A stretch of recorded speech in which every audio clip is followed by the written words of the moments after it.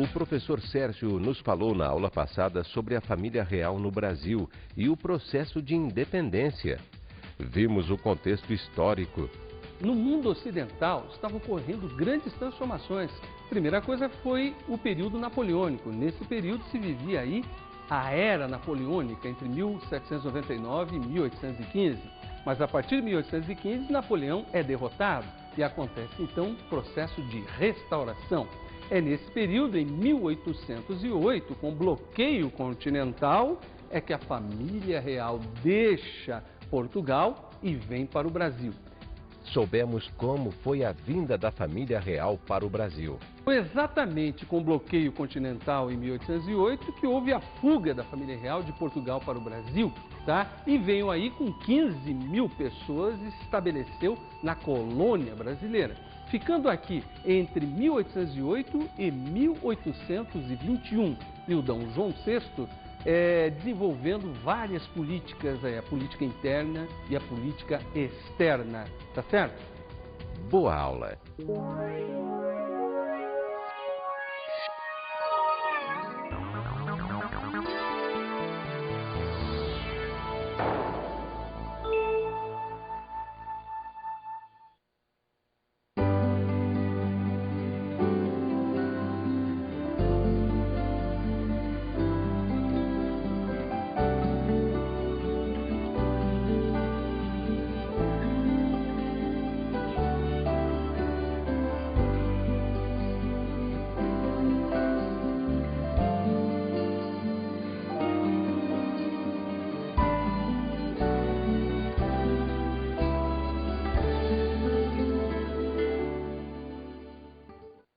E aí, tudo bem com vocês? Bom, voltamos à nossa aula de História do Brasil. Lembram bem que na última aula trabalhamos o processo de independência, não é? Então, nesta aula nós vamos trabalhar o quê?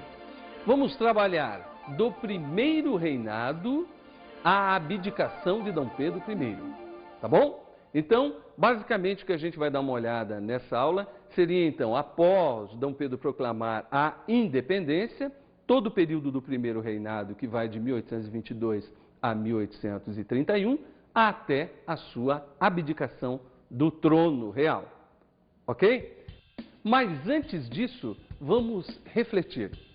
Se a figura de Dom Pedro I foi construída como o grande herói da nossa independência, por que ele renunciou apenas 9 anos depois, em 1831? Bem, reflita um pouco antes de a gente começar esse tema da nossa aula. Pensem aí, por que será então que Dom Pedro I, o grande herói da nossa independência, 9 anos depois renunciou? Hein? Pensem entre vocês, troquem algumas ideias. Tá legal?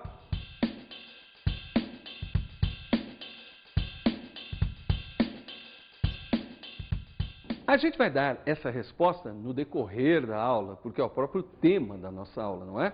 Mas antes disso, vamos dar uma olhadinha no contexto histórico da época.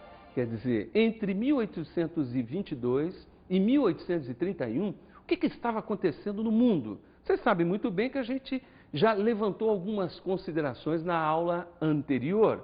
Ora, o que estava acontecendo? Principalmente a restauração do antigo regime e a Santa Aliança, a partir de 1815, com a derrubada do Império Napoleônico, a restauração da antiga ordem absolutista, clerical, lembram lá? Ora, então, ares conservadores no mundo.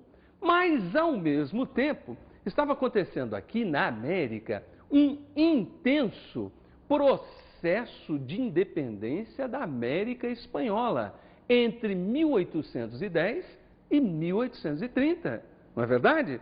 Ora, as colônias espanholas aqui na América estavam ebulindo, estavam fervendo aí pelo quê? Pela independência, pela emancipação, Simão Bolívar, tá? Artigas, outros libertadores e toda a população também lutando por sua independência. Então, à mesma época, Enquanto na Europa ares conservadores, aqui na América ares libertadores, tá certo? Também estava acontecendo, como a gente já comentou, a ascensão política e econômica da Inglaterra, tão falada até agora, não é? Desde o século XVIII, século XIX, Revolução Industrial, a Inglaterra com uma grande potência econômica mundial a partir do XVIII e principalmente no século XIX. E é claro que ela vai interferir, ela vai favorecer o processo de independência nas Américas, porque ela quer cada vez mais mercado consumidor, não é verdade? Não é porque ela era liberal. Uma outra questão, a partir de 1830, entre 1830, a Europa, depois da restauração, começam a surgir as revoluções liberais e populares de 1830 na Europa. Claro, por quê? Eram revoluções populares e também liberais, que também queriam retirar novamente aquela restauração absolutista, clerical e até mesmo feudal. Na verdade, a burguesia estava em ascensão, mas as camadas populares também estavam se organizando desde a Revolução Francesa. Lembram aí? Então vejamos agora uma outra questão: as guerras de independência no Brasil. Ora, o que foram isso? A partir de 1822, com a independência, houve internamente no país muitas resistências, principalmente de comerciantes e militares portugueses à independência de Portugal, tá certo? E o que aconteceu então? Aconteceu que a corte do Rio de Janeiro teve que mandar tropas militares para acalmar, pacificar esses reacionários, esses contrários à independência, tá certo? Mas sempre mantendo o quê? Mantendo a corte muito forte, o poder da corte do Rio de Janeiro mais forte que as províncias, tá certo? Então isso foi um dos primeiros problemas enfrentados aí pelo primeiro reinado, tudo bem? Mas a gente também tem que ver uma outra questão que foi a independência como mudança conservadora. A gente discutiu isso na última aula e mostrou muito bem que o processo de independência no Brasil foi conservador. Por quê?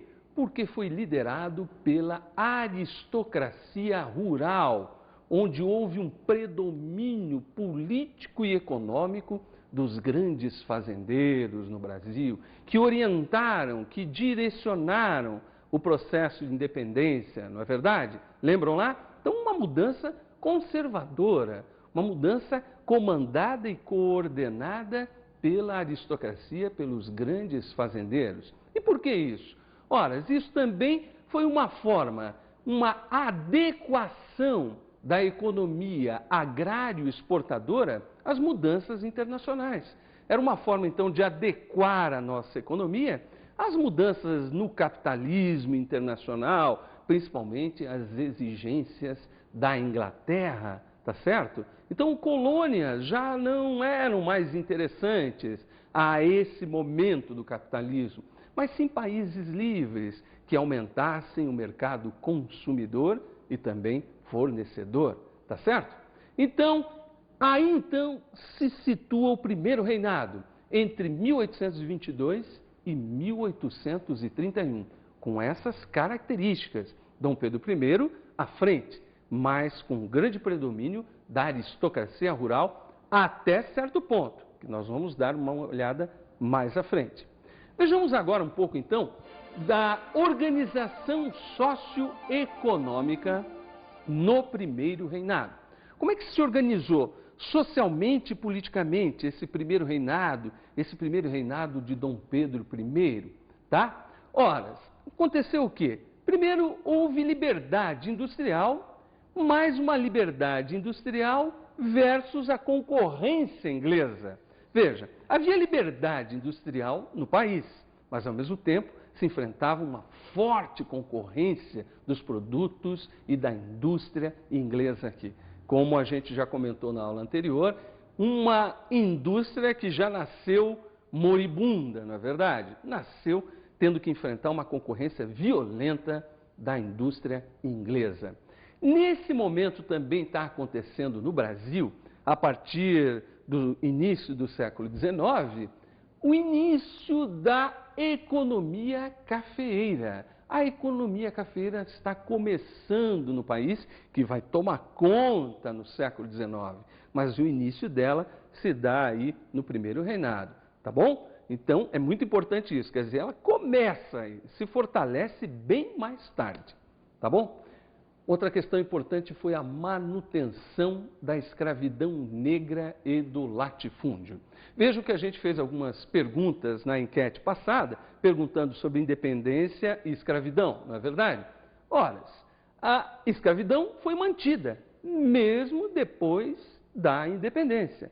Vocês sabem muito bem que a escravidão só foi abolida em 1888, muito tempo depois da independência, não é verdade? Por quê? Porque a aristocracia rural e o latifúndio predominavam politicamente e não era do seu interesse abolir a escravidão negra no Brasil. Por isso a gente fala que o processo de independência nosso foi uma mudança conservadora. Tá aí? Então já respondemos as questões que a gente mesmo perguntou a vocês e ao pessoal da rua, não é verdade? Vejamos agora um outro ponto, ainda dentro desse aspecto socioeconômico, que foi a mudança no eixo de dominação externa. O que mudou economicamente para o Brasil foi o eixo de dominação. Se antes estávamos sob o domínio de Portugal, agora passamos para o domínio econômico de quem? Da Inglaterra, não é verdade? O grande país capitalista do momento, a quem a gente tinha íntimas ligações, desde Portugal e também o primeiro reinado. Tudo bem? Então, esses eram os fatores, os aspectos socioeconômicos. Vejamos agora como é que se deu a organização política no primeiro reinado. Como é que o primeiro reinado estava organizado politicamente, tá? Tendo em vista essa estrutura social e econômica que vimos há pouco, tá bom? Primeira coisa, desde o processo da independência, se estava instituindo e tentando consolidar no Brasil, desde 1822, a chamada Assembleia Nacional Constituinte. Ora, o que queria essa Assembleia Nacional Constituinte? Como o nome já está dizendo, se queria formular uma nova Constituição, ou seja, primeira Constituição de um país independente, tá certo? Essa discussão demorou tempo, foi de 1822 a 1824, a discussão de que Constituição de um país independente deveria ser. Aí houveram várias tendências políticas nesse momento, tá? Existiram aí como uma tendência política a tendência liberal, que defendia na Assembleia Nacional Constituinte uma monarquia constitucional. Então a tendência liberal na Assembleia, defensor de uma monarquia constitucional, foi liderada aí pelo parlamentar Gonçalves Ledo, tá bom? Então, liberal, monarquia constitucional, nos moldes da Inglaterra, que até hoje é uma monarquia constitucional e parlamentar, não é verdade? Uma outra tendência política que vigorou nesse momento de elaboração da nossa primeira Constituição foi a tendência que defendia o poder executivo forte, liderada por José Bonifácio, tá? Era uma tendência mais conservadora, podemos dizer. Seria aí uma tendência conservadora, defensor do poder executivo forte, tá bom? Nas mãos do Dom Pedro I, mas ao mesmo tempo eles aceitariam até se fosse uma monarquia constitucional, tanto que o poder executivo estivesse fortalecido, tá certo? Uma outra tendência política desse momento mais radical foi a tendência do republicanismo nativista, tá? Que defendia a autonomia das províncias. O republicanismo nativista já vinha aí desde o século XVIII, quando as províncias defendiam aí a separação, um processo de independência mais radical.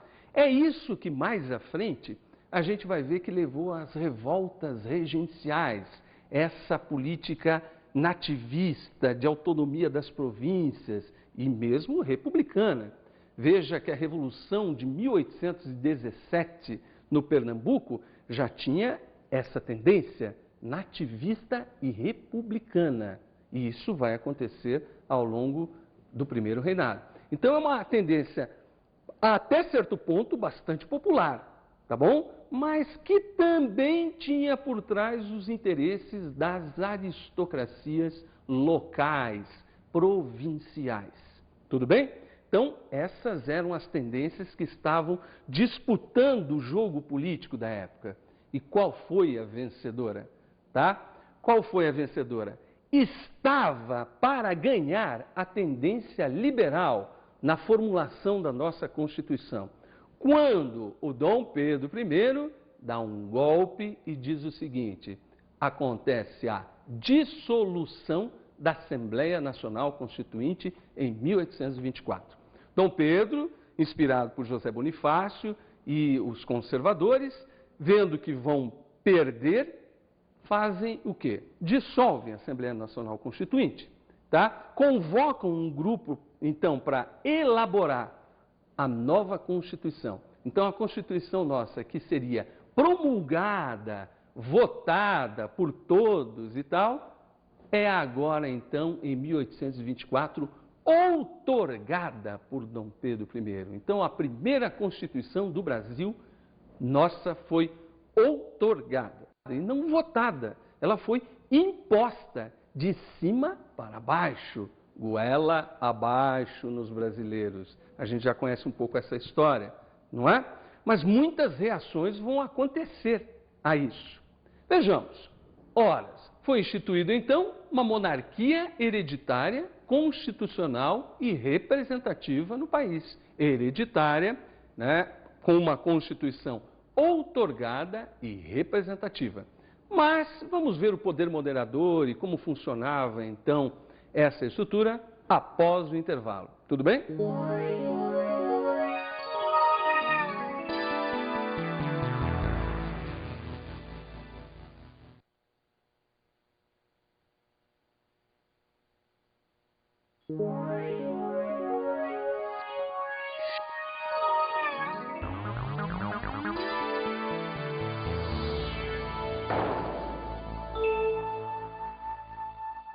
Bem, então voltemos à nossa aula sobre os aspectos políticos do primeiro reinado. Estávamos aí vendo a Constituição e a divisão dos poderes. Vejamos aqui no nosso quadro como ficou essa divisão dos poderes aqui a partir da Constituição de 1824.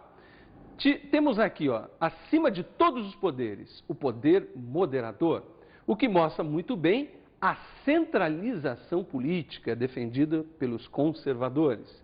Veja, o poder moderador nas mãos do Dom Pedro I, do imperador, que ao mesmo tempo tinha o poder executivo em suas mãos. Esse poder executivo nomeava o Conselho de Estado e também os presidentes de províncias. Olha aí os problemas já acontecendo. Poder moderador, poder executivo, Dom Pedro I, o imperador, nomeando os presidentes de províncias. As aristocracias locais, a população local, não vai gostar muito dessa história. E veja que os presidentes de províncias nomeavam, então, os conselhos provinciais, tá bom? Seriam como as assembleias legislativas de cada província, tá bom? O poder legislativo era, então, constituído pela Câmara dos Deputados, do Partido Liberal, Partido Conservador, e o Senado, tá? Lembrem-se que o Senado, o mandato era vitalício, desde 1824 até 1891, com a Constituição Republicana. Os senadores eram indicados e ficavam até a sua morte. Senado vitalício, lembrem disso. E aqui temos, então, o poder judiciário.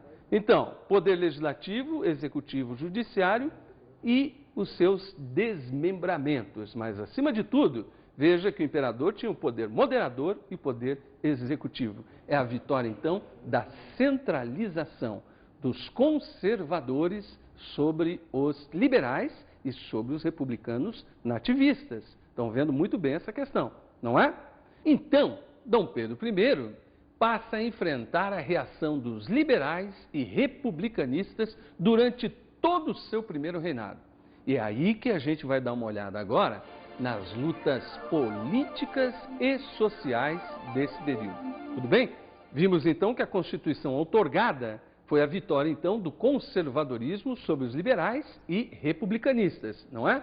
Ora, as províncias eram o quê? As províncias eram liberais e autonomistas, na sua grande maioria, e estavam em choque com a centralização da Corte do Rio de Janeiro. Então, os primeiros problemas começam a acontecer aí. Dom Pedro indica os presidentes de província e há uma imediata reação dessas províncias, principalmente dos liberais e autonomistas, tá bom? Ora, é nesse momento que vai acontecer uma das fortes revoltas no Nordeste, consequência já da Revolução Pernambucana de 1817, durante a época do D. João VI aqui, que foi a chamada Confederação do Equador, que aconteceu em 1824.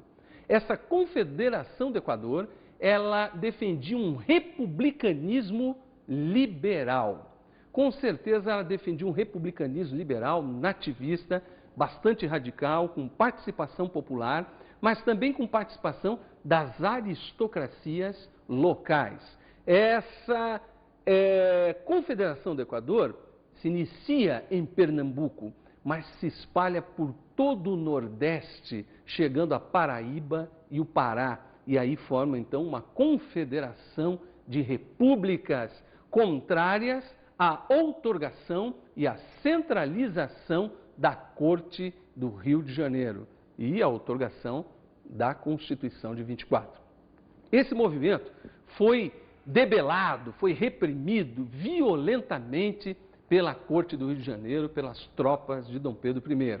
E é isso que manteve certa unidade territorial brasileira. Veja que eles eram republicanos, contrários à monarquia hereditária.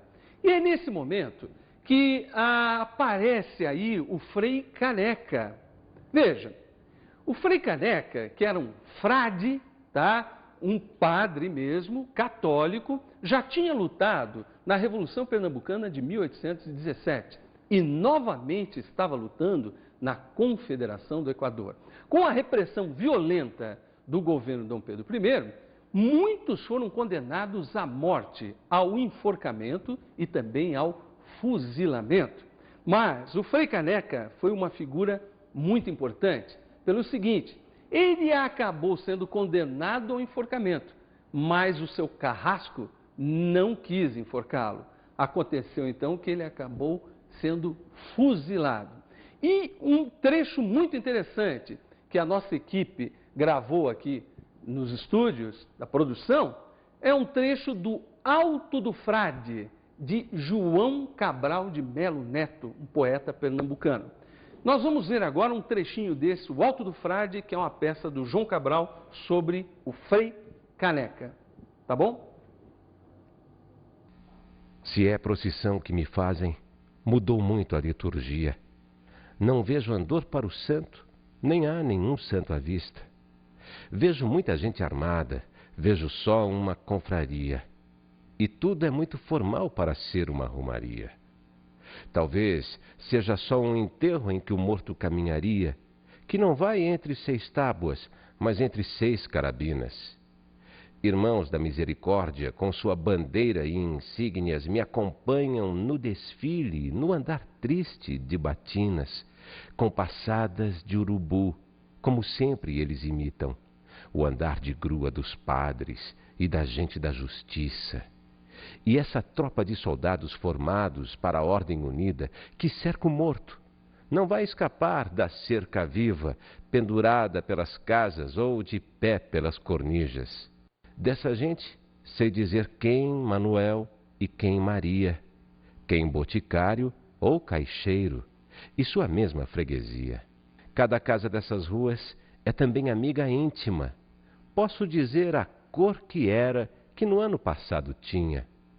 E essa gente que nas ruas de cada lado se apinha, neste estranho dia santo, em que ninguém comercia, a gente que dos telhados tudo o que vai vê de cima. Veja, essas são as palavras de Frei Caneca e da população nas palavras do poeta João Cabral de Melo Neto, que morreu recentemente, um grande poeta que escreveu Morte e Vida Severina e várias poesias muito interessantes, vale a pena conhecê-lo, tá bom? E vale a pena conhecer essa história, essa peça, O Alto do Frade, tá certo? Mas não foram só essas revoltas que aconteceram, não foi só a Confederação do Equador, aconteceu também a Guerra Cisplatina entre 1826 e 1828, que foi a luta pela independência do Uruguai. Lembram que na aula anterior comentamos que o Uruguai pertencia à Espanha. Como a Espanha estava sob o domínio da França de Napoleão, Dom João VI mandou invadir e anexar o Uruguai. Então o Uruguai passou a pertencer ao Brasil desde a época de Dom João VI até 1828, quando ele teve que, nesse processo, lutar pela sua independência em relação ao Brasil. Vejam lá. E olhem que o primeiro reinado de Dom Pedro I não estava muito interessado em largar o Uruguai, não. A Argentina também queria o Uruguai para o lado dela. E a Inglaterra, nessa história toda, queria a independência do Uruguai. Não porque era boazinha, mas que era mais um mercado consumidor para os ingleses, não é verdade? Então, é isso. Então veja que nesse momento várias lutas políticas nesse processo, como reação também à Constituição outorgada de 24. E como é que se deu? Vamos dar uma olhada agora. O processo de reconhecimento externo do Império Brasileiro. Tanto Portugal quanto a Inglaterra foram os primeiros países a reconhecer a independência do Brasil, tá certo? Portugal reconheceu a independência do Brasil em 1825, a Inglaterra só em 1827. No entanto, o Brasil assumiu 2 milhões de libras que Portugal devia à Inglaterra. Só assim, Portugal reconheceu a independência do Brasil. O Brasil, então, assume as dívidas que Portugal tinha com a Inglaterra. O Brasil passa a ser, então, um devedor da Inglaterra. Veja que a nossa dívida externa vem do nosso próprio nascimento enquanto nação, não é verdade? Uma outra questão em relação à Inglaterra, que ela reconhece em 1827, ela reconhece por quê? Porque houve a renovação dos vantajosos tratados de comércio de 1810 com a dona Inglaterra. Então, renovam-se aqueles tratados desde o Dom João VI, que davam vantagens, extremas vantagens aos produtos ingleses, com 15% apenas de tarifa, tá certo? Então, entram produtos ingleses de monte. Então, eles são renovados em 1827 e a Inglaterra reconhece, então, a nossa independência. E não foi de graça esse reconhecimento. Veja que o nosso atrelamento começa aí. Então, todos esses problemas, problemas internos, problemas externos, disputas internas, dependências externas, vão enfraquecendo o poder de Dom Pedro I, tá? Até chegar à sua abdicação. A abdicação de Dom Pedro I, que acontece em 1831. O Dom Pedro I, o nosso grande herói construído da independência, abdica, renuncia ao trono 9 anos depois, porque não suporta mais esses conflitos políticos internos, porque está havendo uma perda da base de sustentação política, a qual? Que era a aristocracia rural brasileira. Ele começa a centralizar demais o poder e a aristocracia rural passa a não gostar também muito disso, porque ela quer ter poderes descentralizados nas suas províncias, o que mais tarde vai levar ao coronelismo, lembram bem disso? Mais para frente, tá? então acontece a abdicação do trono em 1831 e Dom Pedro abdica, forçado por toda essa situação interna e externa, mas principalmente interna, e abdica em nome do seu filho Pedro, que mais tarde vai se chamar Pedro II, que tinha apenas 5 anos de idade. Veja que nem a coroa cabia na sua cabeça, não é verdade? 5 aninhos, o Pedrinho, passa então a ser o nosso imperador. Mas será que ele vai assumir mesmo?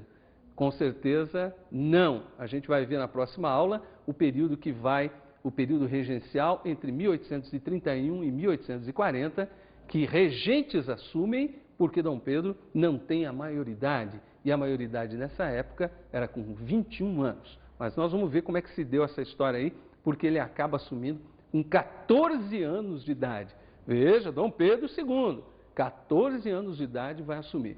Mas isso é outro papo para a próxima aula, tá certo? Então, vamos agora para as nossas dicas de estudo.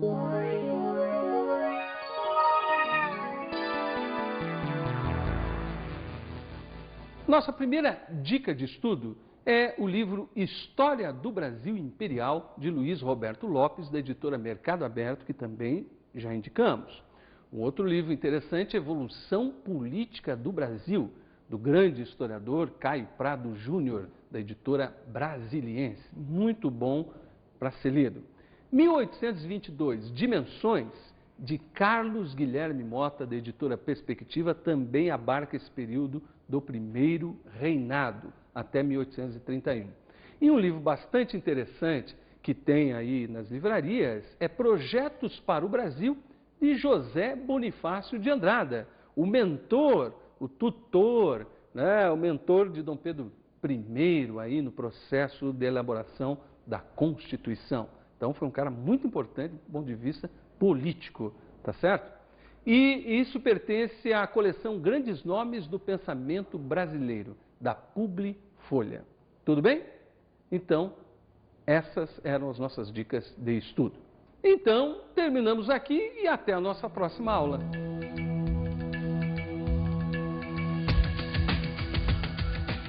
A aula de hoje teve como tema do primeiro reinado à abdicação de Dom Pedro I. O professor nos falou sobre o contexto histórico. Também vimos a organização socioeconômica do primeiro reinado. Veja que houve, nesse momento, liberdade industrial no Brasil, mas essa liberdade industrial teve que enfrentar a concorrência violenta dos produtos ingleses. Ao mesmo tempo se iniciou a economia cafeira e houve-se a manutenção do latifúndio e da escravidão negra, liderada aí um processo político liderado pela aristocracia. Então, no fundo, houve uma adequação da nossa economia agrário e exportadora às mudanças internacionais, do capitalismo internacional, o Brasil livre, e aí era muito importante para a Inglaterra. Estudamos a organização política e as lutas políticas e sociais. O que foi importante, muito importante nesse período, foi que a Assembleia Nacional Constituinte elaborou uma Constituição que acabou sendo outorgada por Dom Pedro I. Uma Constituição que estabeleceu poder moderador e poder executivo nas mãos do imperador. E isso levou a reações violentas das províncias, como a Confederação do Equador. E, ao mesmo tempo, levou ao enfraquecimento político de Dom Pedro I frente à autonomia das províncias. E aí começa o seu processo de decadência até chegar à abdicação em 1831. Até a aula que vem.